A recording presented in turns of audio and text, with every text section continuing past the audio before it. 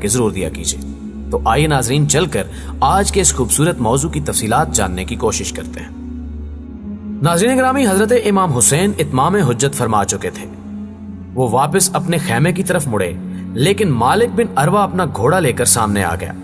لشکر امام کے گرد آگ جل رہی ہے۔ وہ گستاخ مسکرایا اور کہا، اے حسین، تم نے دوزخ کی آگ یہیں لگا لی، نعوذ باللہ۔ حضرت امام حسین رضی اللہ تعالی عنہ نے اس کا گستاخانہ جملہ سن کر فرمایا، اے دشمن خدا، تو جھوٹا ہے۔ مسلم بن سنجوہ نے اس کے منہ پر تیر مارنا چاہا، مگر سیدنا حضرت امام حسین رضی اللہ تعالی عنہ نے فرمایا، خبردار، میری طرف سے کوئی جنگ کی ابتدا نہیں کرے گا۔ یہ فرما کر امام عالی مقام نے اپنا دست مبارک بارگاہ خداوندی میں اٹھایا اور عرض کیا، یا اللہ، عذاب دوزخ سے قبل اس گستاخ کو دنیا کی آتش میں مبتلا کر دے۔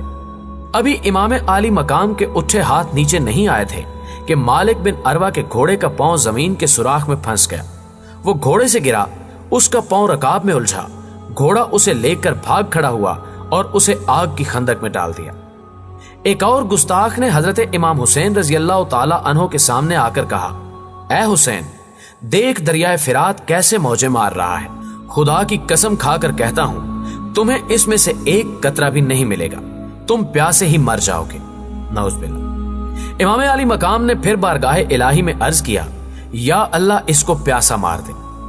آپ رضی اللہ تعالی عنہ کا یہ فرمانا تھا، اس گستاخ کا گھوڑا بھی بھاگ کھڑا ہوا۔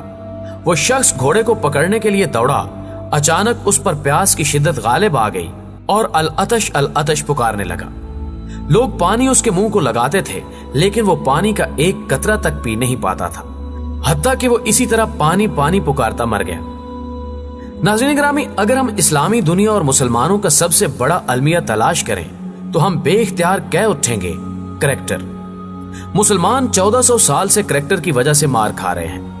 ہماری صفوں میں ہر دور میں ابن زیاد اور شمر جیسے لوگ شامل ہو جاتے ہیں، اور یہ شمر اپنے چند برسوں کے مفادات اور تھوڑے سے فائدے کے لیے حضرت امام حسین رضی اللہ تعالی عنہ جیسی شخصیات کو اپنے گھوڑوں کے سموں تلے رون دیتے ہیں۔ ہم لوگ اندر سے کیسے ہیں؟ آپ صرف کربلا کے سانے کی تفصیلات پڑھ لیں، آپ مسلمانوں کے کریکٹر سے آگاہ ہو جائیں گے۔ کوفہ کے چند لوگ حضرت امام حسین رضی اللہ تعالی عنہ کے پاس آئے۔ آپ رضی اللہ تعالی عنہ نے ان سے دریافت کیا، تمہاری پارٹی کے لوگوں کا کیا خیال ہے؟ مجمع بن عبداللہ العامری نے جواب دیا، سرے برآوردہ قسم کے لوگ آپ کے خلاف جتھا بنائے ہوئے ہیں، ان کو بڑی رشوتیں مل چکی ہیں، حکومت نے ان کی خواہشات پوری کر دی ہیں، وہ سب آپ کے خلاف برسرے پیکار ہوں گے۔ رہے عوام تو ان کے دل تو آپ کی جانب مائل ہیں، مگر ان کی تلواریں کل آپ کے خلاف اٹھیں گی۔ عبید اللہ بن زیاد نے عمر بن سعد کو بھیجا۔ حضرت امام حسین رضی اللہ تعالی عنہ نے فرمایا، عمر، میری 3 باتوں میں سے کوئی ایک بات مان لو۔ وہ خاموش رہا۔ آپ رضی اللہ تعالی عنہ نے فرمایا، مجھے واپس جانے دو، میں جیسے آیا ہوں ویسا ہی واپس چلا جاتا ہوں۔ اگر اس سے انکار کرتے ہو تو پھر مجھے یزید کے پاس لے چلو، ہم دونوں اپنا فیصلہ خود کر لیں گے، اور اگر یہ بھی پسند نہیں تو مجھے ترکوں کی طرف جانے دو۔ عمر بن سعد نے یہ پیغام ابن زیاد تک پہنچا دیا۔ عمر بن سعد کا خیال تھا ہمیں حضرت امام حسین رضی اللہ تعالی عنہ کو یزید کے پاس بھیج دینا چاہیے، مگر شمر نہیں مانا۔ اس کا کہنا تھا حضرت امام حسین رضی اللہ تعالی عنہ کو آپ کا حکم ماننا چاہیے۔ یہ بات حضرت امام حسین رضی اللہ تعالی عنہ تک پہنچا دی گئی۔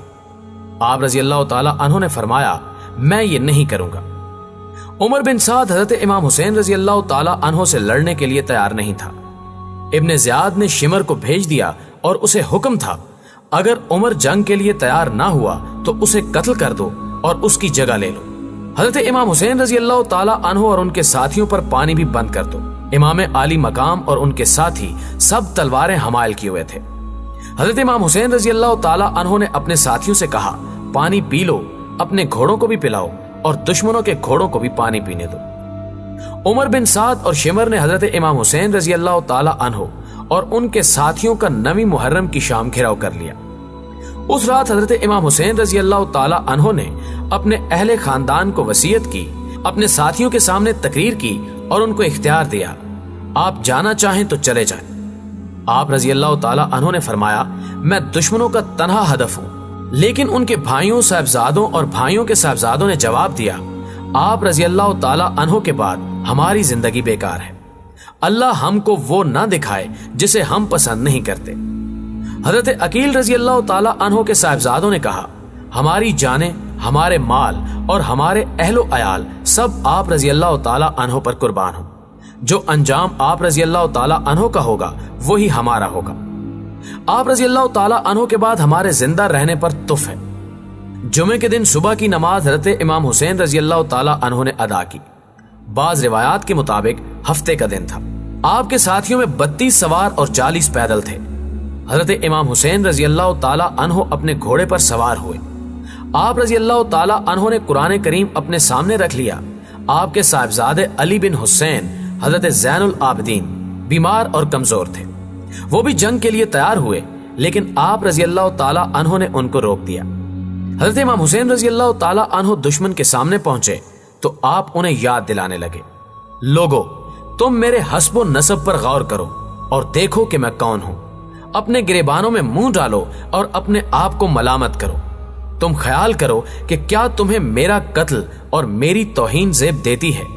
کیا میں تمہارے نبی صلی اللہ علیہ وآلہ وسلم کا نواسا اور ان کے چچیرے بھائی علی کا بیٹا نہیں؟ کیا سید الشہداء حضرت امیر حمزہ رضی اللہ تعالی عنہ میرے والد کے چچا نہ تھے؟ کیا جعفر طیار رضی اللہ تعالی عنہ میرے چچا نہ تھے؟ کیا تمہیں رسول اللہ صلی اللہ علیہ وآلہ وسلم کا وہ قول یاد نہیں جو انہوں نے میرے اور میرے بھائی کے بارے میں فرمایا تھا کہ یہ دونوں نوجوانان جنت کے سردار ہوں گے؟ اگر میرا یہ بیان سچا ہے اور ضرور سچا ہے تو بتاؤ کہ تمہیں ننگی تلواروں سے میرا مقابلہ کرنا ہے۔ حور بن یزید کے دل پر اس تقریر کا اثر ہوا، وہ دشمن کی صفوں سے نکل کر آپ رضی اللہ تعالی عنہ سے مل گئے۔ شمر آگے بڑھا اور حضرت امام حسین رضی اللہ تعالی عنہ کے رفقا پر حملے شروع کر دیے۔ آپ رضی اللہ تعالی عنہ کے ساتھ ہی آپ کے سامنے جنگ کرتے رہے۔ آپ رضی اللہ تعالی عنہ ان کے لیے دعا کرتے رہے۔ وہ تمام آپ رضی اللہ تعالی عنہ کے سامنے شہید ہو گئے۔ آخر میں شمر نے آواز لگائی، اب حسین کی باری ہے، انتظار کس چیز کا ہے؟ یہ آواز سن کر ذرا بن شریک آپ رضی اللہ تعالی عنہ کی طرف بڑھا اور آپ کے شانہ مبارک پر وار کیا۔ پھر سنان بن انس نے تیر چلایا جس سے آپ رضی اللہ تعالی عنہ گر گئے۔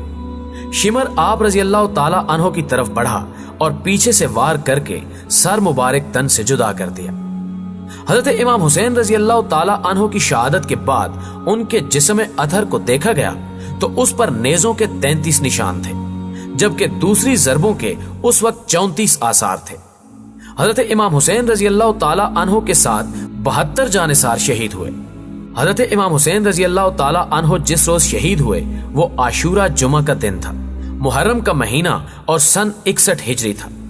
آپ کی عمر مبارک اس وقت 56 سال 5 ماہ اور 5 دن تھی۔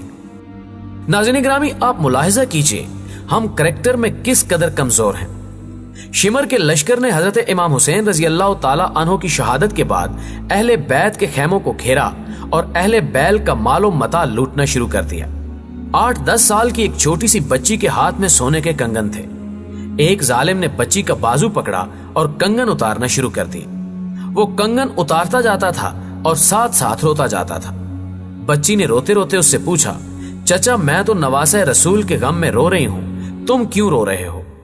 اس بدبخت نے جواب دیا، میں جب آپ کے خیموں کو آگ سے جلتا دیکھتا ہوں، حضرت امام حسین رضی اللہ تعالی عنہ کا لاشا دیکھتا ہوں، حضرت علی رضی اللہ تعالی عنہ شیر خدا کے خاندان کو کربلا کی ریت پر خون میں لت پت دیکھتا ہوں تو میری آنکھیں ابل آتی ہیں۔ بچی نے پوچھا، پھر چچا آپ میرے کنگن کیوں اتار رہے ہیں؟ بدبخت نے جواب دیا، میں یہ کنگن اس لیے اتار رہا ہوں کہ یہ اگر میں نہیں اتاروں گا تو کوئی دوسرا اتار لے گا۔ ناظرین گرامی، آپ ہم مسلمانوں کا کریکٹر ملاحظہ کیجئے۔